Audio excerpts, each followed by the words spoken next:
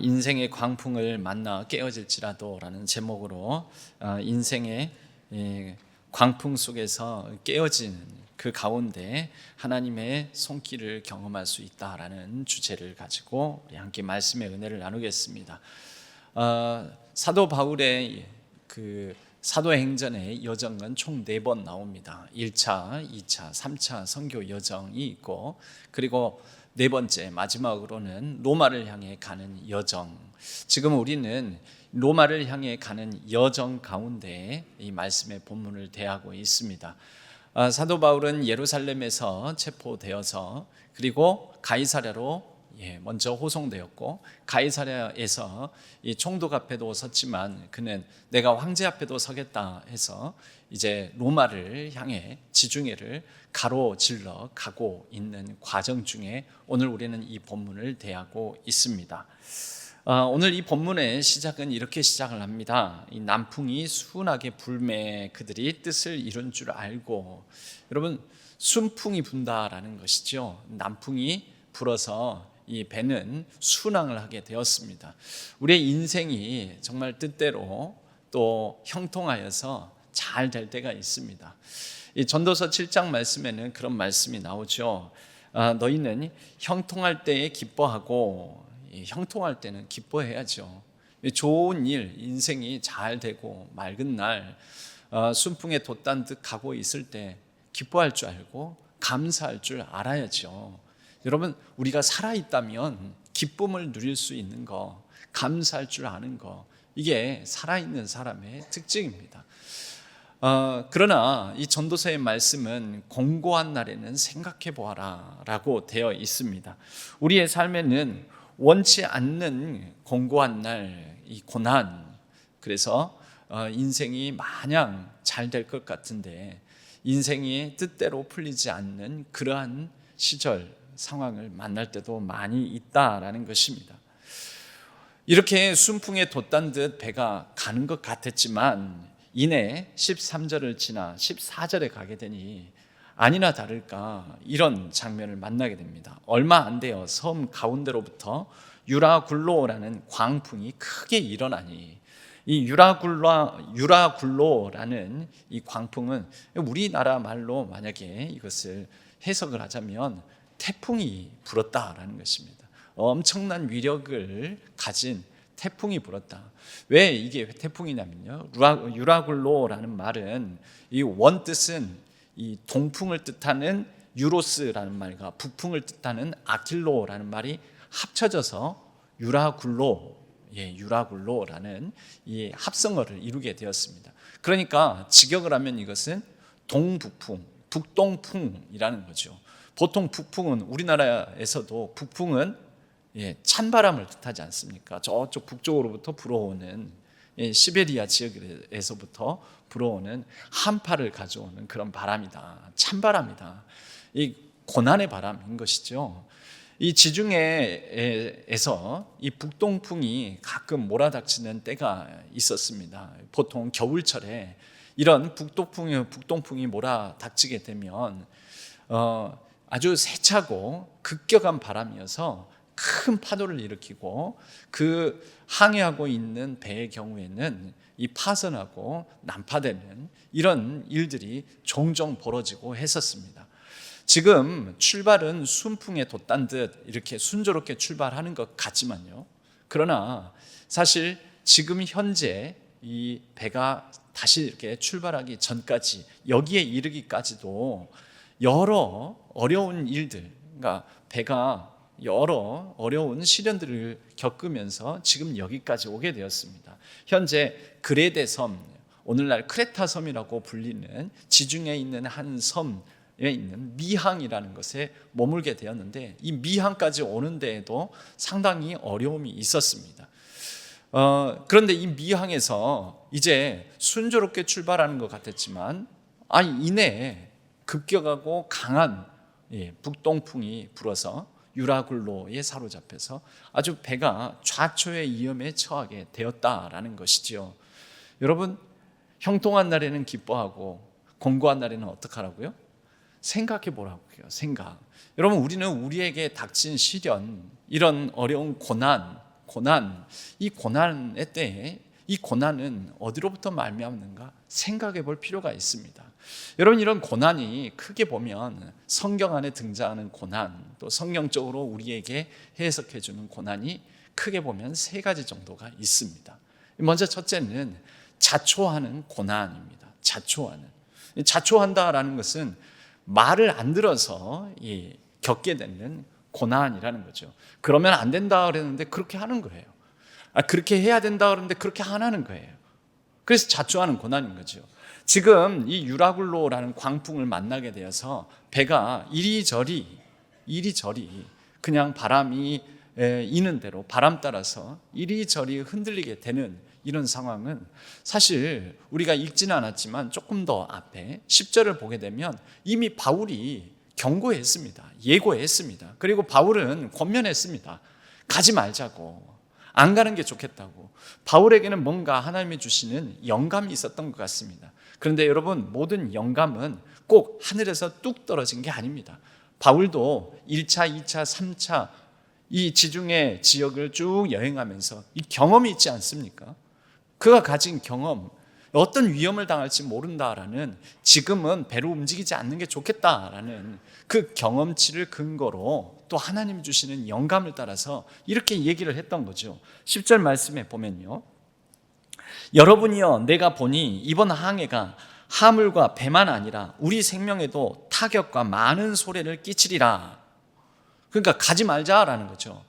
지금은 겨울철이고 겨울철에는 유라굴로라는 갑작스럽게 예기치 않은, 계획에도 없는 바람이, 광풍이 불어서 큰 어려움 당하게 될지 모르니 우리 지금 머무는 이 미항이라는 항구가 우리가 머물기에는 좀 불편하고 편의시설도 없고 사람도 많이 없고 또 식당도 많이 없어서 먹을거리도 별로 없고 불편하고 힘들지 모르지만 이곳에 배를 안전하게 정박해 놓고 여기에서 월동합시다.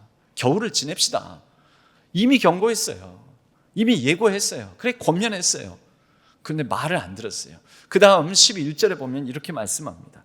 백부장이, 바울을 지키는 100명의 군사를 거느린 백부장이 선장과 선주의 말을 바울의 말보다 더 믿더라.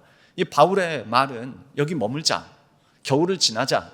그런데 선장과 선주는요, 여러분, 선장과 선주는 날짜가 가면, 우리가 요 앞에도 어떤 아파트가 막 급하게 이 콘크리트가 다 굳기도 전에 금방 또 층 올리고 하다가 어떻게 됐습니까? 무너져가지고 결국은 처음부터 다시 짓는다고 지금 다 해체하고 있죠. 큰 이런 일들을 당하네요.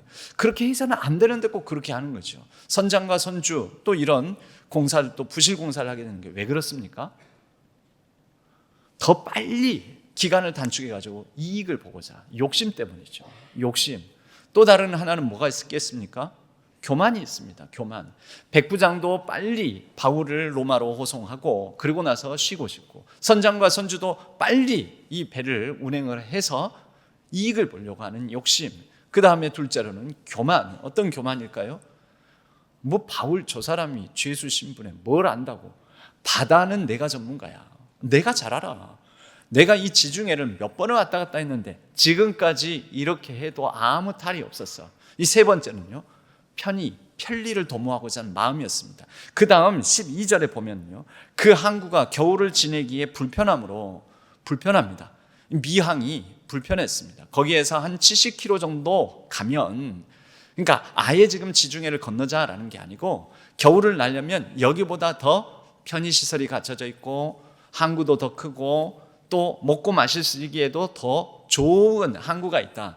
베닉스라는, 여기를 떠나서 아무쪼록 베닉스에 가서 겨울을 지내자 하는 자가 더 많으니, 베닉스는 그레데 항구라 한쪽은 서남을 한쪽은 서북을 향하였더라. 서남 서북이니까 북동의 반대편이죠.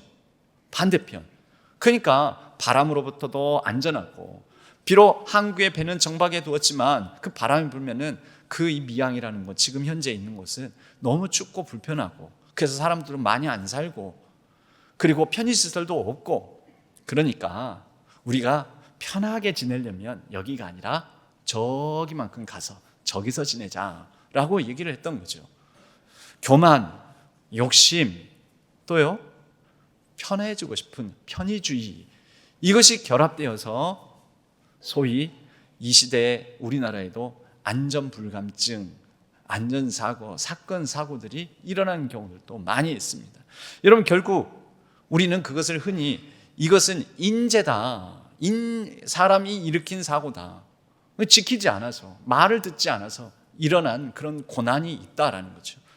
여러분, 공고한 날에는 생각해 봐야 됩니다. 내가 말을 듣지 않아서 일어난 어려움, 환난은 아닌가? 내가 하나님의 말씀을 따라서 살지 않아서 내가 지금 당하고 있는 일은 아닌가? 우리는 어린 아이들 보고 엄마가 야, 그거 만지면 안 돼, 그거 손대지 마, 거기 가까이 가지 마. 그런데 얘는 꼭 가서 김이 모락모락 나는 것을 신기한가 봐요. 그게 일렁일렁 거리면서 신기한가. 가서 손댔다가 어떻게 합니까? 손을 댑니다. 화상을 입는 거죠. 고생합니다. 몇 날 며칠 그거 다 낫도록. 물집도 잡히고 때로는 화상이 심할 경우에는 이거 한참 걸리죠. 여러분, 이 고생, 이 고난은 어디로부터 말미암았습니까? 말을 안 들었어. 우리 주변에도 말을 안 들어서 이 고난을 고초를 당하는 경우들도 있다라는 거죠. 이게 자초하는 고난입니다. 권선징악적 고난, 인과응보, 원인과 결과가 있어요. 콩 심은 데 콩 나고, 팥 심은 데 팥 나고, 선을 심으면 선을 거두고 악을 심으면 악을 거두고, 심는 대로 거두는 일들이 있다라는 거죠. 왜 이런 어려움을 당하는가? 내가 그걸 심어서 그렇죠. 그런 경우들이 있습니다. 여러분, 그런데 인생에 그런 것만 있는 것 아닙니다. 성경에도 그런 고난만을 말하지 않습니다. 또 다른 고난이 있습니다. 자초하는 고난만 있는 게 아닙니다. 여러분, 조심하셔야 됩니다. 공고한 날에 생각해 보라는 것은 나의 고난, 나의 이런 어려움들을 내가 말을 잘 안 들어서 그런 건 아닌가 하고 하나님의 말씀을 생각해 보라는 것이지, 그거 가지고 남한테 적용해서 누가 어려움 당하고 있으니까 그거 벌 받아서 그래, 그거 기도 안 해서 그래, 그건 예배 안 드려서 그래, 그건 헌금 안 해서 그래, 이렇게 해석하지 마십시오. 생각해 보라는 건 남의 거 생각하라는 게 아니라 내 고난 생각하라는 거예요. 지금 내가 당하고 있는 이 어려움이 내가 말을 듣지 않아서 내가 자초한 것은 아닌지 생각해 보라라는 것이죠. 그래서 생각해 보고 난 다음에 깨트려야 될 것을 깨트려야 됩니다. 여러분, 이런 고난은, 이런 자초하는 고난은 하나님께서 우리의 교만을, 우리의 탐욕을, 그래서 말을 듣지 않아서 하나님의 뜻을 따라 살지 않아서 생긴 일인즉 우리의 교만, 우리의 탐욕과 욕심, 또 우리의 편의주의를 깨트리시고자 하는 하나님의 뜻이 있다라는 거죠. 엄마가 말을 하는 거죠. 내 뭐라 그랬니? 여러분, 에베소 교회를 향해서 요한계시록에 이 에베소 교회를 향한 경고의 말씀이 있습니다. 너가 처음 사랑을 버렸다. 그러므로 너가 어디에서 떨어진 것이 있는지, 즉 하나님 말씀을 따르지 않은 것이 있는지 한번 생각해보라 라는 말씀이 나옵니다. 생각해보라. 여러분, 생각하는 게 뭘까요? 어디서 떨어졌는지 지난 일을 생각해보고 리뷰하는 거죠. 리뷰. 그리고 나서 어떻게 하는 거예요? 회개하여 처음 사랑, 처음 마음을 가지라. 회개, 리펜트. 이게 다 리예요, 리. 그럴 때 뭐가 일어납니까? 리셋. 다시 마음이 제자리, 있어야 될 자리로 정돈돼서 들어온다라는 거죠. 그래야 잡히는 거죠. 어디서 떨어졌는지를 생각해보고, 지금 겪는 어려움이, 지금 겪는 환난이 어디서 떨어졌는지 생각해보고, 리뷰하고 리펜트하여, 돌이켜 회개하여 처음 사랑, 처음 마음을 회복하라고요. 리커버, 리스토어. 이 리죠, 리. 저희 교회도 혹시 우리가 자초한 어려움은 없는지 생각해봐요. 리백, 리뷰, 리펜트, 리셋, 리스타트, 리스토어 할 수 있는 그러한 하나님의 깨트림의 복된 기회를 가질 수 있기를 바랍니다. 그러나 여러분, 남을 향해서 그렇게 함부로 말하면 안 되죠. 왜냐하면 두 번째 고난도 있어요. 저 사람 왜 저렇게 고난을, 저렇게 어려움을 당하지? 자초만 있는 게 아니라 자청하는 고난도 있습니다. 예수 그리스도를 위하여 환난과 핍박을 자청하는 사람들이 있습니다. 우리나라에 100여 년 전 그 이전에 조선이라는 나라가 세계에 알려지지 않았을 때 미지의 나라, 또 문명적으로 보면 조금은 뒤처진 미개한 나라, 많이 부족한 나라였을 때 이 낯설고 어색한 땅, 조선 땅을 밟았던, 많이 배우고 많이 가진, 그래서 그 많이 배우고 많이 가진 것을 가지고 나름대로 잘 살 수 있었던 선교사님들이, 의사도 있었고요, 박사도 있었고요, 많은 지식인들이 한국 땅을 밟았습니다. 선교사라는 이름으로. 자초하는 고난이 아니라 자청하는 고난이죠. 하나님 나라를 위해서, 복음을 위하여, 의를 위하여, 왜 그렇게 살아? 남들처럼 그냥 적당히 타협하고 거짓말하고 적당히 그냥 대충 살지, 왜 그렇게 살아? 아니, 힘들게 사는 게 안타까워서 그래. 그런데 아니요, 나는 이게 옳다고 생각하기 때문에 옳은 것을 위해서 이렇게 살래요. 누가 뭐라 하든 이렇게 살래요 하면서 가난하게 사는 거예요. 힘들게 살아가는 거죠. 때로는 승진도 못하고 권력에서 밀려나고 그러면서 살아가는 거죠. 왜? 자청하는 고난도 있다라는 것입니다. 여러분, 그것을 보고 저 사람이 자초한 거야 하면서 그 벌 받은 거야 이렇게 말할 수 있겠습니까? 그러나 여러분, 이런 자청하는 고난 때문에도 우리의 마음이 깨어질 때가 있습니다. 어려움이 있을 줄 알고 어려움은 넉넉히 감당할 거라는 마음으로 왔지만 막상 어려움 닥치면은 마음이 힘듭니다. 마음이 깨어집니다. 부서집니다. 깨어진 심령, 그럴 때가 있다는 거죠. 어쩌다 내가 이렇게 되었지? 어떻게 내가 이렇게 되었지? 이런 마음 들 때가 있는 거죠. 바울의 경우에는 예루살렘 가면 큰 환난이 당신을 기다리고 있습니다. 당신 죽을지도 모릅니다. 그랬는데 예루살렘으로 건너갔어요. 에베소의 장로들이 눈물로 호소하고 붙들었는데 건너갔어요. 나도 안다. 성령께서 나에게도 그런 감동 주셨다. 그런데 나는 예루살렘에 가서 할 일이 있다. 갔더니 예루살렘에서 죽을 뻔했어요. 유대인들한테 죽을 뻔했습니다.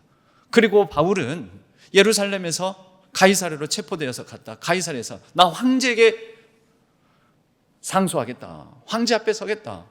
그래서 지금 이 유아굴로 강풍에 휩싸인 배에 타게 된 것 아니겠습니까? 바울 입장에서는 이 고난은 자청한 고난입니다. 자청한 고난. 여러분, 이 땅에 온 선교사님 중에 이 베어드 선교사님, 배위량 선교사님 있습니다.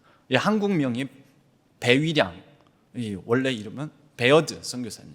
이렇게 생기신 분입니다. 베어드 선교사님, 그 부인 애니 베어드, 배위량 여사, 배위량 부인. 그런데 이 두 분은, 특히 베어드 선교사님은 숭실, 지금 대학교 있지 않습니까? 서울에. 그 전신인 숭실학당을 세웠던 분이 바로 이 베어드 선교사님이십니다. 1891년에 조선 땅을 밟게 되었는데요, 1892년에 이 베어드 선교사님이 한강 이남의 최초의 교회, 원래 최초의 교회는 어디입니까? 잘 모르시나요? 감리교 중에서 최초의 교회, 아니 장로교, 우리 장로교에서 최초의 교회는 세문안교회예요. 세문안교회. 근데 세문안은 어디 있죠? 한강 이북에 있습니까? 이남에 있습니까? 원래 한성 한양은 한강 이북에 있습니다. 용산도 한강 이북에 있죠. 그리고 용산 너머에 강북구, 다 광화문 일대, 경복궁, 독수궁, 창경궁, 창덕궁, 모든 궁궐이 있는 그곳은 다 한강 이북에 있습니다. 이북에. 오늘날 지금 가장 번성하는 강남, 압구정 이런 곳은 다 원래는 한양 한성이 아니었습니다. 한강 이남이죠.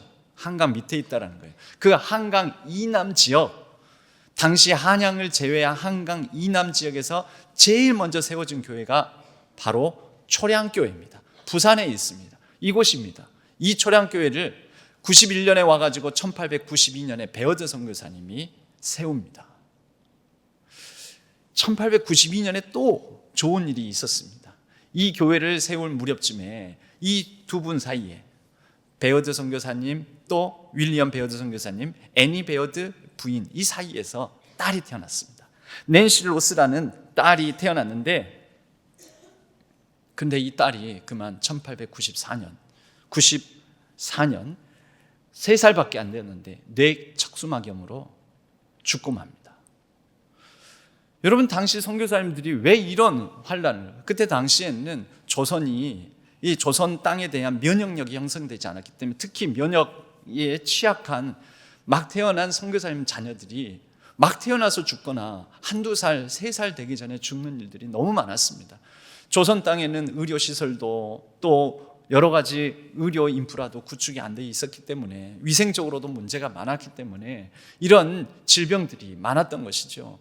그래서 죽습니다. 여러분, 이러면 이거는 자청했기 때문에 뭐 이런 일이야, 뭐 그럴 수 있지, 넉넉히 내가 이길 수 있지. 아니에요. 마음이 깨어져요. 마음이 부서져요. 그리고 남편인 이 딸이 죽을 때 남편은 대구 경북 지역, 경남 부산 지역 일대를 다니면서, 교통이 불편할 때잖아요, 딸이 죽었다는 소식을 한참 뒤에 듣는 거예요. 남편도 없어요. 마음이 너무 아파요. 깨어지고 부서지고. 여러분, 이 깨어지고 부서진 이 심령을 가지고 애니 베어드 이 선교사 부인 되시는 선교사님이 찬양시를 짓습니다. 찬양시를 짓는 게 우리 찬송가에 실려 있는 387장입니다. 멀리 갔더니 처량하고 고나며 슬프고도 외로워 정처 없이 다니니. 2절은 이렇습니다. 예수 내 주여 마음 아파올 때에 눈물 씻어 주시고 나를 위로하소서.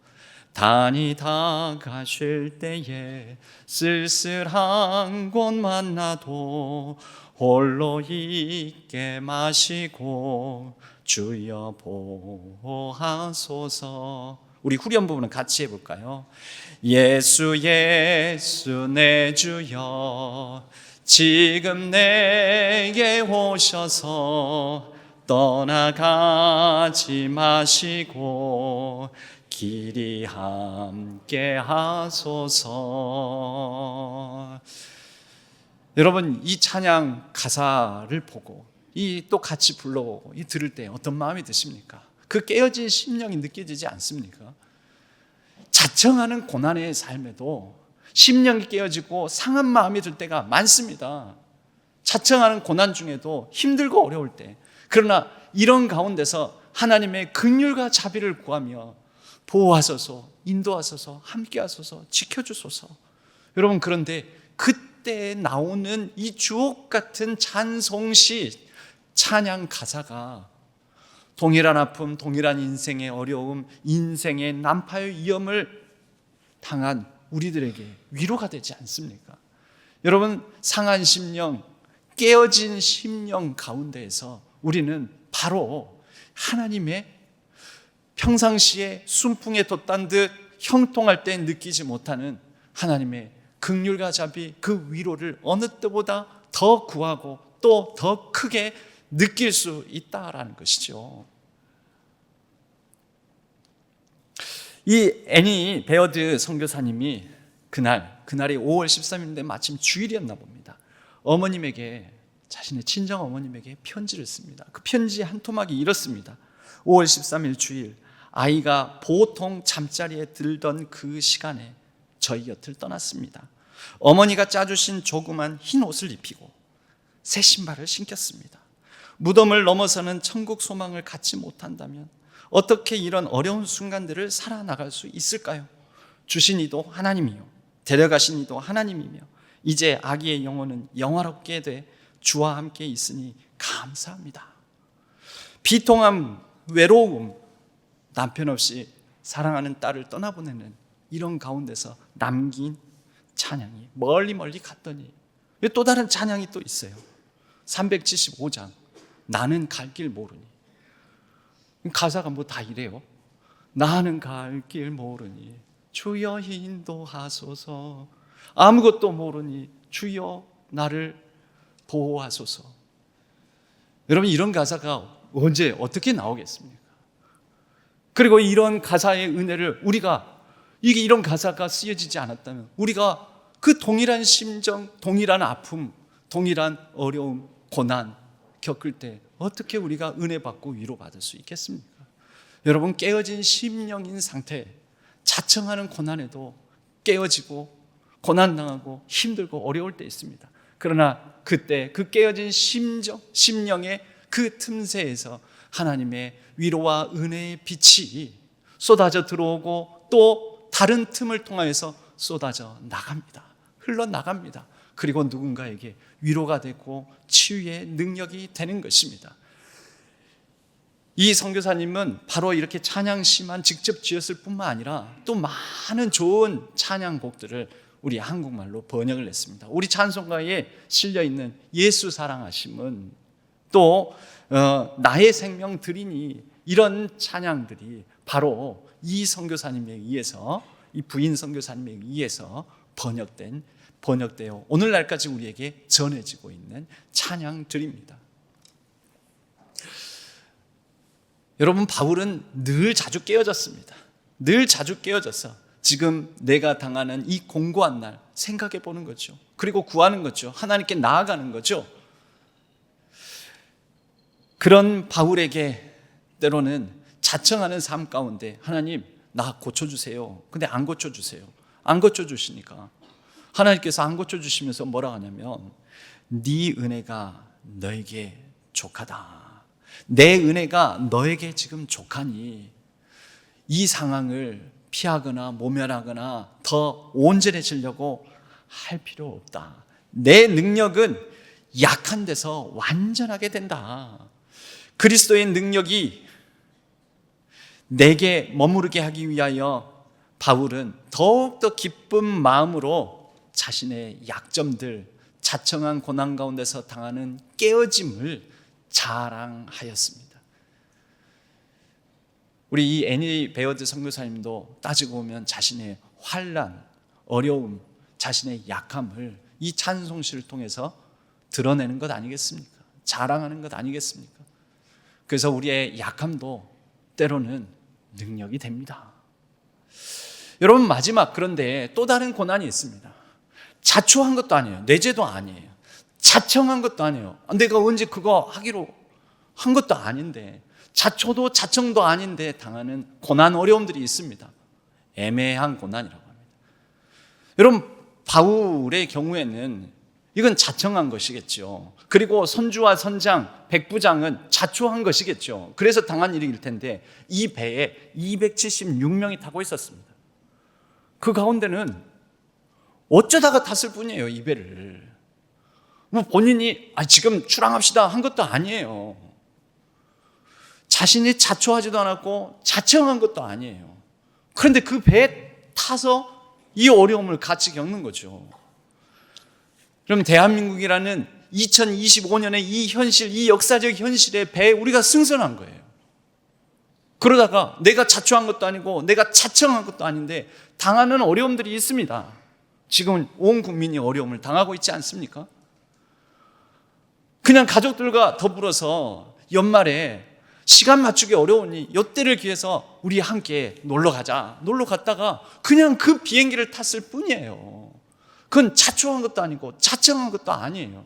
여러분, 그걸 가지고 자꾸 그건 자초한 고난이야, 그건 네가 자청했잖아, 여러분, 이렇게 해석하는 욥의 친구들이 되지 마시기 바랍니다. 우리에게는 욥의 고난이 있어요. 이것을 이름하여 욥의 고난이라고 합니다. 자초하지도 않았고 자청하지도 않았는데 애매하게 당하는 환난, 어려움, 시험. 내가 그 비행기를 타려고 탄 것도 아니고 내가 이 대한민국이라는 배에 승선하려고, 여기 태어나고 싶어서 태어난 사람 누가 있어요? 태어나 보니까 대한민국인 거지. 그러다 보니 이 시대와 이 나라와 이 민족과 이 공동체와 더불어서 내 잘못도 아닌데 같이 어려움을 당하고, 내가 자청한 것도 아닌데 때로는 시련을 겪는 경우가 많다라는 거죠. 여러분, 이 배를 보십시오. 이 사람들이 18절, 19절에 보면 우리가 풍랑으로 심히 애쓰다가 이튿날 사공들이 짐을 바다에 풀어버리고 바다에 던져버리는 거예요. 다 필요 없다. 이거 다 무슨 소용이 있나, 우리가 죽게 생겼는데.